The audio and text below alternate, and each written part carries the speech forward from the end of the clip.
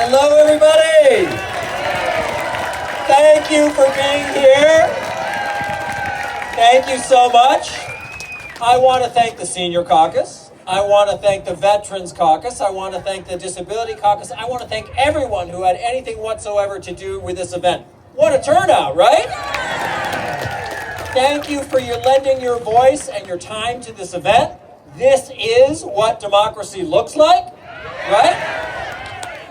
And I think I ought to know.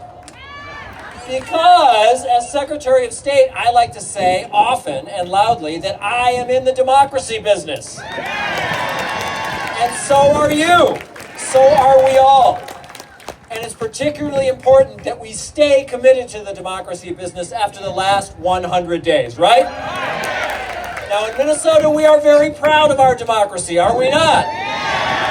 And I'm sure you know this already, but it never is too late to say, often and loudly, Minnesota most often is #1 in the country in voter turnout, right? And we're proud of our democracy here in Minnesota. But we know that democracy is about more than just voting. Am I right?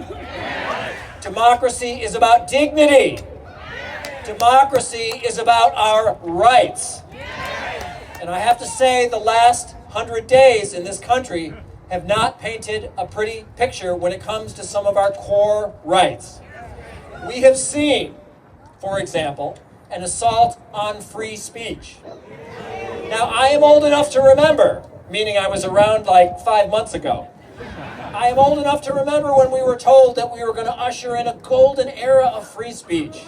Gone would be the woke folks and the cancel culture and the people punishing people for what they said or what they thought. Do you remember that promise? Well, look what we've gotten over the last 100 days. We have a president of the United States who has threatened to imprison people. This is literally true. A past appointee of his. He has sicked the Justice Department on people who said that the 2020 election was honest. We have a president who has taken over the Kennedy Center for the Arts because he doesn't like the plays that they put on. We have a president who is banished from the Pentagon press room, the Associated Press. Why? What's their offense? They won't use the phrase Gulf of America. Okay? We have seen an attack on due process rights. Look, in the United States of America, it doesn't matter how low or bad you are, every single person has the right to a day in court, right? It doesn't matter. It doesn't matter if the person is the most heinous and lowly of them all. Everyone in America gets a day in court. And yet suddenly, that has seemed in some cases to go by the wayside. And finally, I would point out, we've had an attack on voting rights. About a month ago now, the President of the United States put out an executive order. There are a lot of those these days, right? An executive order saying that if states like ours in Minnesota don't do things he wants in elections, he's going to cut off funding.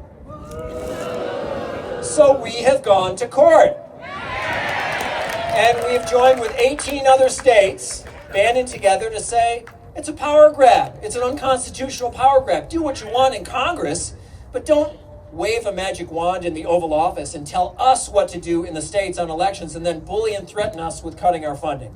That cannot stand. So these are just some examples of the last 100 days. And you may be asking yourselves, in light of what I just said, look, what does that have to do with the price of eggs? What does that have to do with the price of life? What does that have to do with benefit cuts? I'll tell you what it has to do with those things. Absolutely everything. And here's why. If democracy slides, dignity slides. When dignity slides, confidence slides. When confidence slides, investment slides. When that slides, the economy slides. And when that slides, it affects all of us and all of our bottom lines.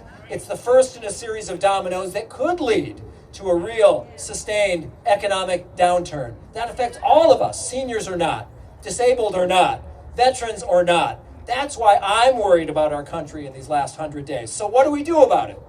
Well, number one, we show up to events like this.